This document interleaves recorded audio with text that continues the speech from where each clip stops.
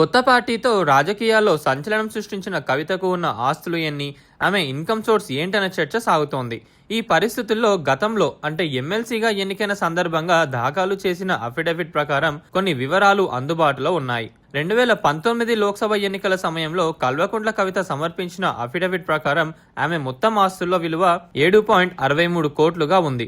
అయితే 2021లో నిజామాబాద్ స్థానిక సంస్థల ఎమ్మెల్సీ ఎన్నికల సందర్భంగా ఆమె దాఖలు చేసిన అఫిడవిట్ ప్రకారం 3 ఏళ్ల కాలంలో ఆమె ఆస్తులు భారీగా పెరిగాయి. ఆ అఫిడవిట్ లో ఆమె మొత్తం ఆస్తుల విలువ 39.79 కోట్లుగా దాటేసింది.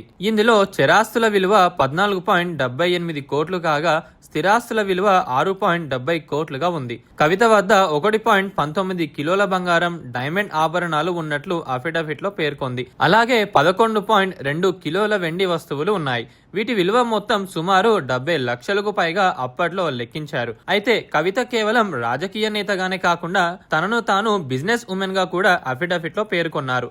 ఆమె పెట్టుబడులు ప్రధానంగా రియల్ ఎస్టేట్, ఫార్మా రంగాల్లో ఉన్నాయి. ఆమె రియల్ ఎస్టేట్ విభాగంలో కూడా భారీగా ఆస్తులు కలిగి ఉన్నాయి.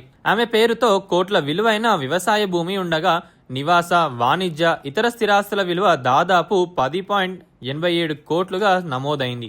88.66 లక్షల విలువైన ఇతర చరాస్తుల కలిగి ఉన్నట్లు అప్పటి అఫిడవిట్ లో పేర్కొన్నారు కవిత గారు. కవిత పేర్కొన్న ఎన్నికల అఫిడవిట్ ప్రకారం ఆమె వద్ద టొయోటా ఫార్చునర్ కారు ఉంది. దీని విలువ సుమారు 7 లక్షలకు పైగా చూపారు. ఎమ్మెల్సీ ఎన్నికల సమయంలో అఫిడవిట్ సమర్పించిన సమయం నాటికి ఆమెకు 21 కోట్లకు పైగా అప్పులు ఉన్నాయి.